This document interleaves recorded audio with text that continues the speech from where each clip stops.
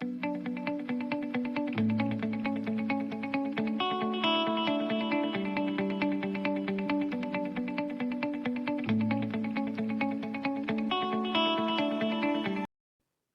Morning class 7th। आज अपन chapter number 6 पढ़ेंगे, physical and chemical changes.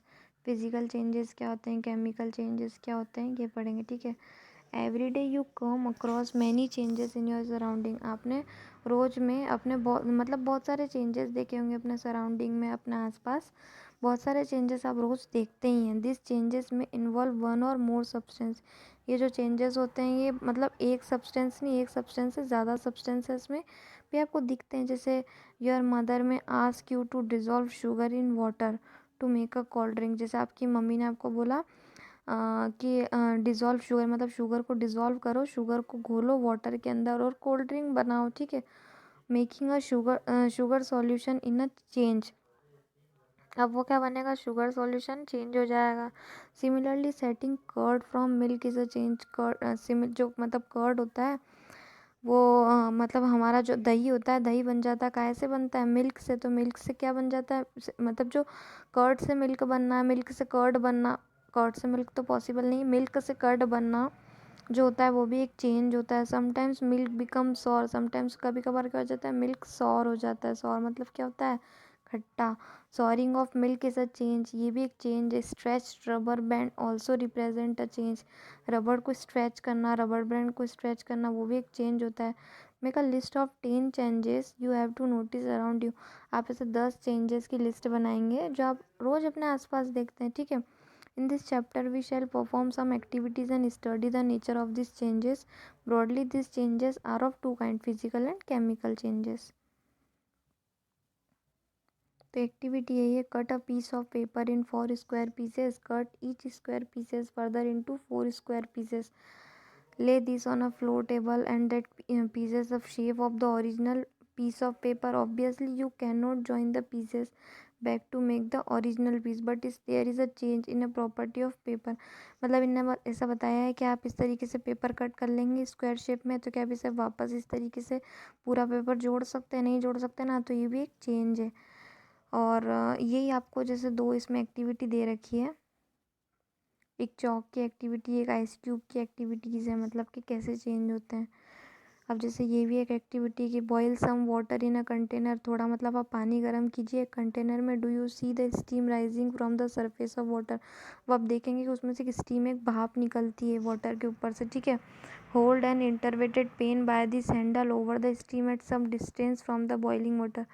तो आप मतलब उस फैन से थोड़ा सा मतलब उस स्टीम जैसे निकल रही है तो थोड़ा डिस्टेंस में रहें बॉइलिंग वाटर से। Observe the inner surface of the pen.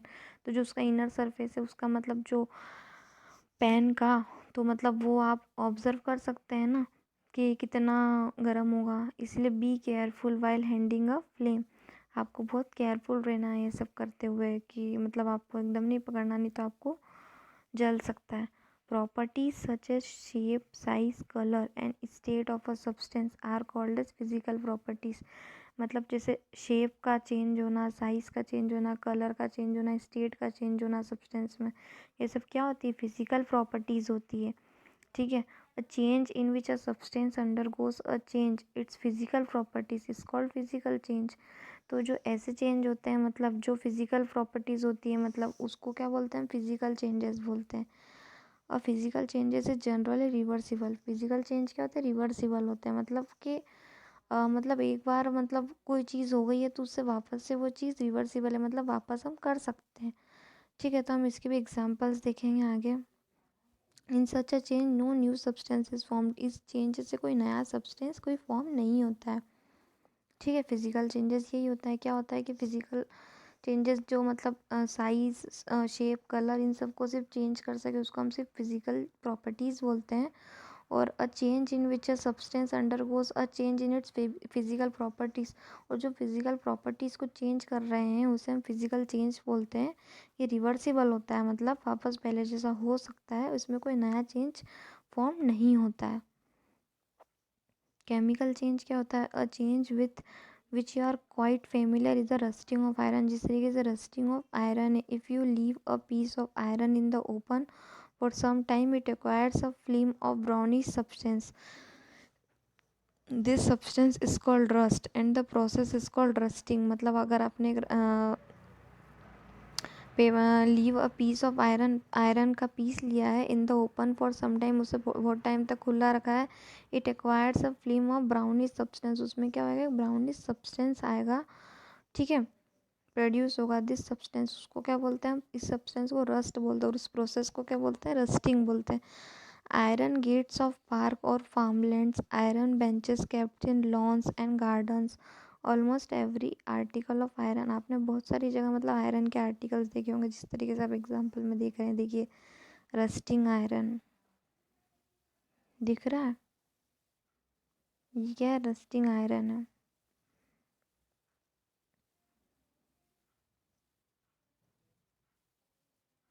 इस तरीके से आपने भी अपने आसपास देखे ही होंगे। In the kitchen a wet iron pan, मतलब आपने अपने किचन में भी तवा देखा होगा आयरन का, ठीक है। Get rusted is left in the state for some time.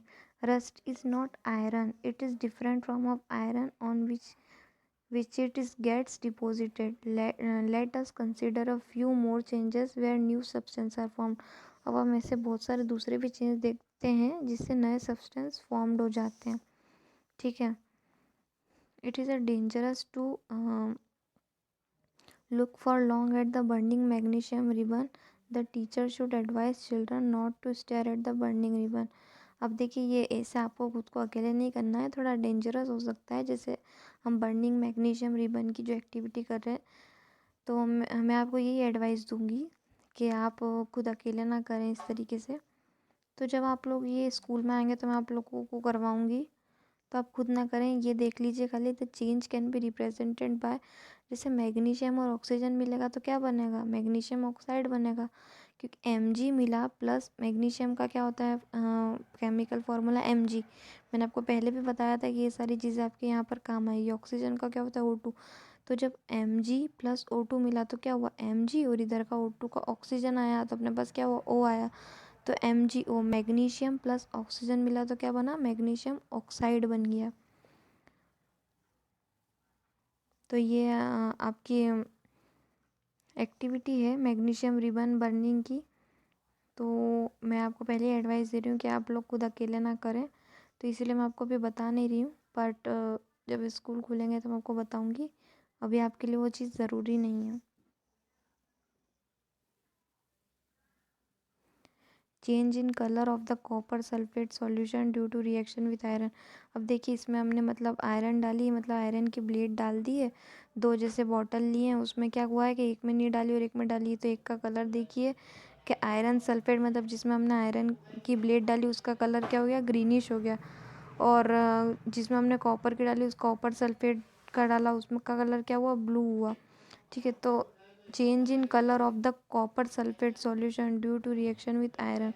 तो आपने देखा कलर मतलब कितना चेंज हुआ कॉपर सल्फेट का सॉल्यूशन का, रिएक्शन वो किससे हुआ, जब आयरन से हुआ। तो the changes that you noticed are due to reaction between copper sulphate and iron.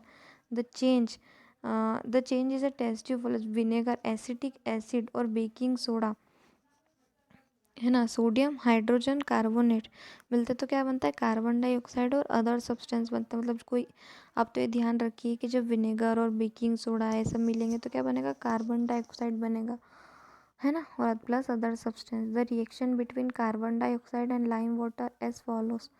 अब देखिए setup to pass gas through lime water का हमने जैसे ये करा, तो कार्बन डाइऑक्साइड और लाइम वाटर को हमने मिलाया, ठीक है, तो क्या बना हमारे पास, कैल्शियम कार्बोनेट बना प्लस H2O की फॉर्म में। ये देखिए ये कार्बन डाइऑक्साइड है इधर, ये विनेगर और बेकिंग सोडा है, और ये लाइम वाटर हमने डाला, तो ये काय के फॉर्म में आया हमारे पास में, कैल्शियम कार्बोनेट के फॉर्म में आया। When carbon dioxide is pass through lime water, carbon dioxide क्या हुआ, पास्ड हुआ, लाइम वाटर में आया, ठीक है, तो कैल्शियम कार्बोनेट इज फॉर्म, क्या फॉर्म्ड हुआ, कैल्शियम कार्बोनेट फॉर्म्ड हुआ। तो ये भी आपकी एक एक्टिविटी है।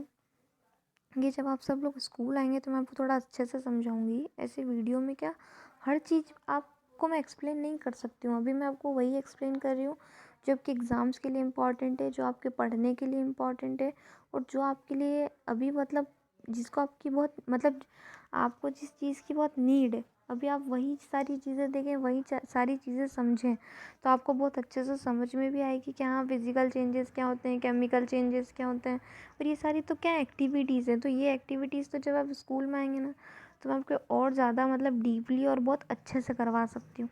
अभी आप लोग खुद करेंगे और आप लोगों को ढंग से नहीं करना आया, तो फिर क्या होगा, आप लोगों को ये लगेगा कि मैम ने तो बताया था और हम नहीं कर पाए। तो ये मैं आपको वहाँ पर जब खुद सामने करवाऊँगी ना, तो शायद ज़्यादा अच्छे से समझ में आएगा। अ change in which one or more new substance are formed is called chemical change. अब ऐसा कोई चेंज जिससे एक से दूसरे बहुत सारे नए नए सब्सटेंस बन जाते हैं, नए सब्सटेंस फॉर्म्ड हो जाते हैं, उसको क्या बोलते हैं हम, chemical change. A chemical change is also called chemical reaction. Chemical change को ही हम केमिकल रिएक्शन भी बोलते हैं। Chemical changes are very important. Chemical changes क्या होते हैं, बहुत इंपॉर्टेंट होते हैं in our lives.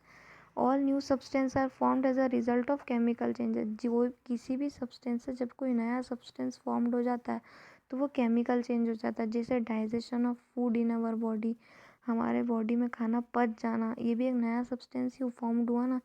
Ripening of fruits, fruits का छिलना।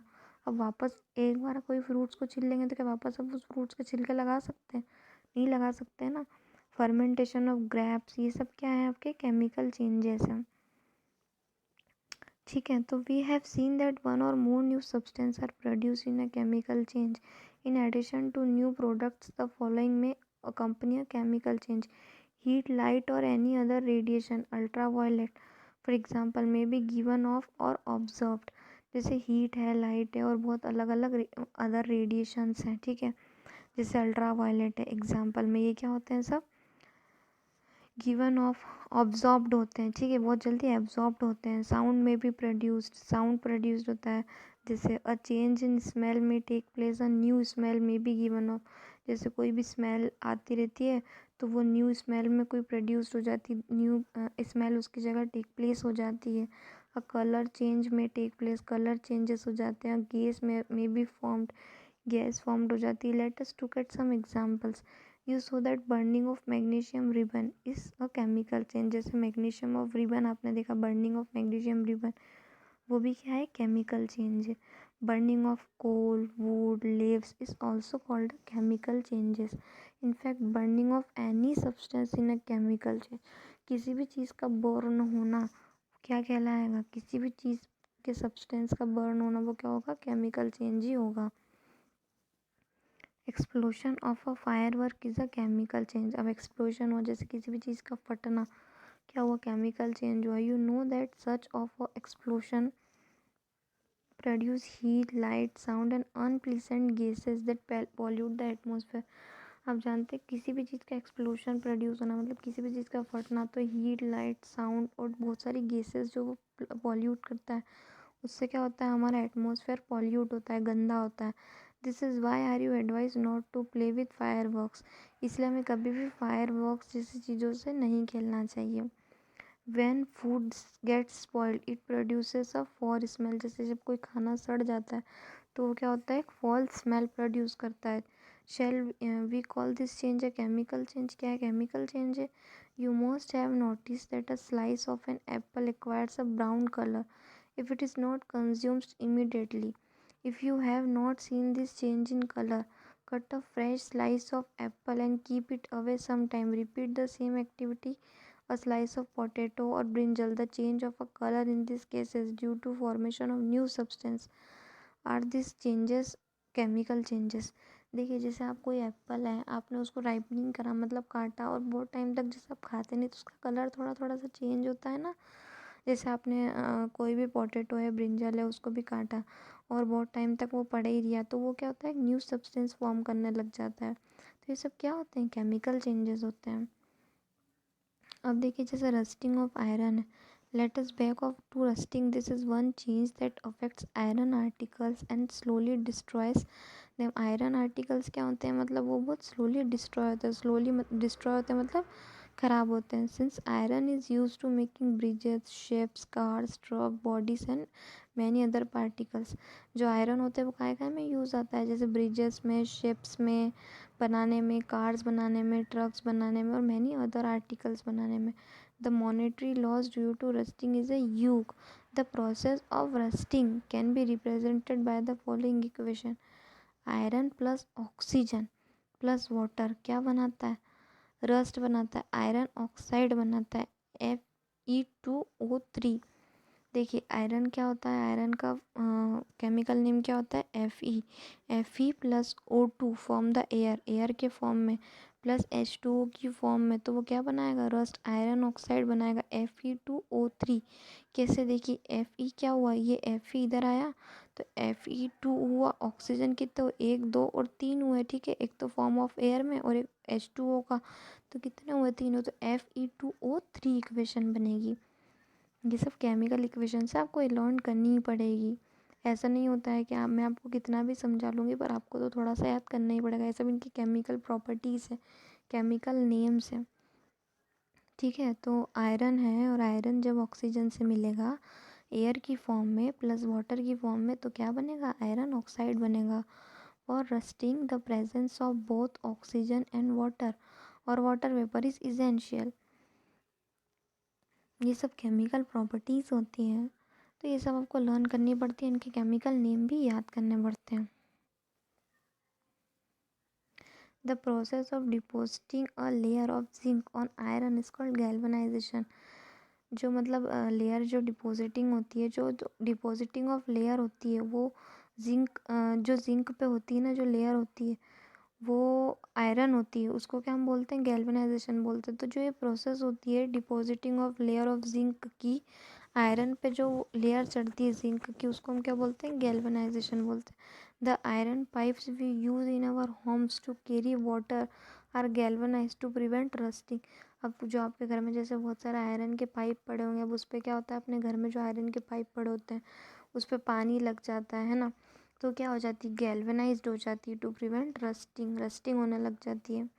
You know that ships are made up of iron and part of remains under water. On the part above water also water drops keeping clinging to the ship outer surface. Moreover the water of the sea contains many salts. जो water होता है sea के अंदर, समुद्र के अंदर, वो क्या होता है?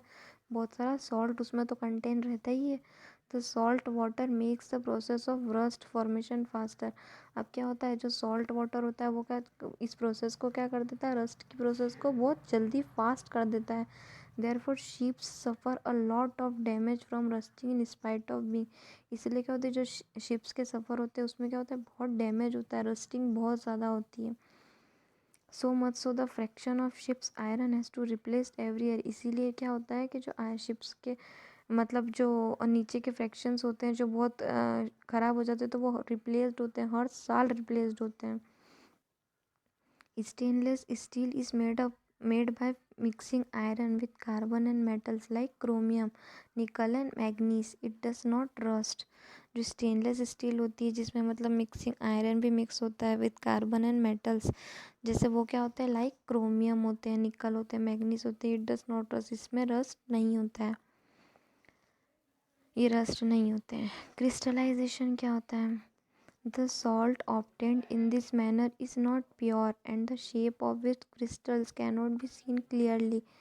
Large crystals of pure substance can be formed from their solution. The process is called crystallization. Crystallization क्या होता है? जो लार्ज क्रिस्टल्स होते हैं जो प्योर सब्सटेंस में होते हैं, can be form from their solution. उनका क्या फॉर्म होता है? सॉल्यूशन के फॉर्म में होते हैं, उसको हम क्या बोलते हैं? क्रिस्टलाइजेशन बोलते हैं। It is an example of physical change. ये किसका एग्जांपल है? फिजिकल चेंज का एग्जांपल है। अब ये भी आपको एक एक्टिविटी दे रखी है, ये भी देखिए नोट डला हुआ इस पर।